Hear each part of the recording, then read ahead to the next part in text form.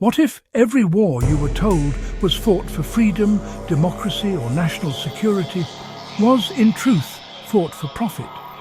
What if the greatest threat wasn't across the ocean, but in the boardrooms and banks of your own nation? This is not a modern conspiracy theory. This is the dying confession of America's most decorated soldier. Meet Major General Smedley Darlington Butler, a United States Marine for 34 years, a recipient of not one, but 2 Medals of Honor. At the time of his death, he was the most decorated Marine in US history. He was the epitome of a war hero. But when he retired, he delivered a warning so explosive it threatened the very foundations of American power. He called his speech, and the short book that followed, War is a Racket. And this is what he confessed. I spent 33 years and 4 months being a high-class muscle man for big business, for Wall Street and the bankers. In short, I was a racketeer, a gangster for capitalism.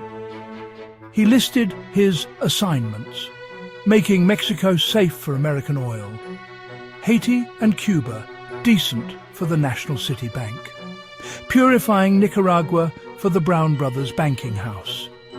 He concluded, looking back on it, I might have given Al Capone a few hints.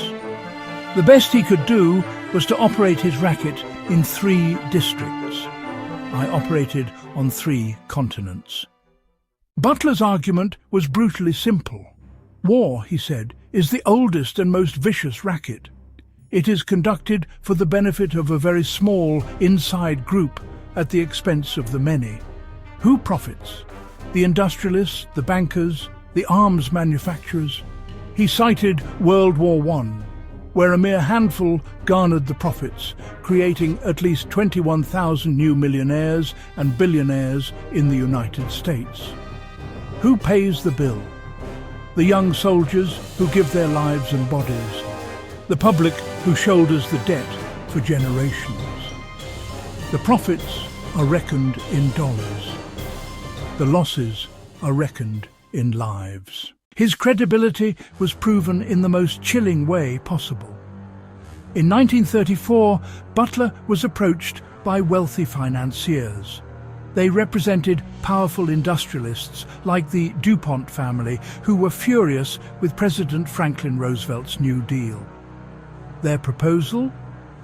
They wanted Butler, the beloved general, to lead an army of 500,000 veterans in a march on Washington to overthrow the government and install a fascist-style Secretary of General Affairs. They had studied the coups in Italy and Germany. They had the funding. They needed the face. They chose Smedley Butler. Butler played along, gathered evidence, and exposed the plot to Congress. The media ridiculed him. But a congressional committee later confirmed the core of his testimony was credible. The powerful men behind it denied everything. The story was buried. But it proved Butler's central point. The forces of profit would stop at nothing, not even the end of democracy itself. So, how do you smash this racket? Butler had radical ideas. First, take the profit out of war. Conscript Wall Street before you conscript soldiers. Limit all wartime wages to a soldier's pay. Second, let only those who will fight have the right to vote for war. Third, limit the military to defense only. His words, published in 1935, were a warning flare against what we now call the military-industrial complex. He died in 1940, but his question echoes louder than ever. In whose interest do we really fight? Smedley Butler was a man who saw the machine from the inside. He helped build it, he served it, and in the end, he dedicated his life to warning us about its true nature. In a world still gripped by perpetual conflict, his message is not a relic of history. It is a key to understanding the present. The question is, are we brave enough to listen?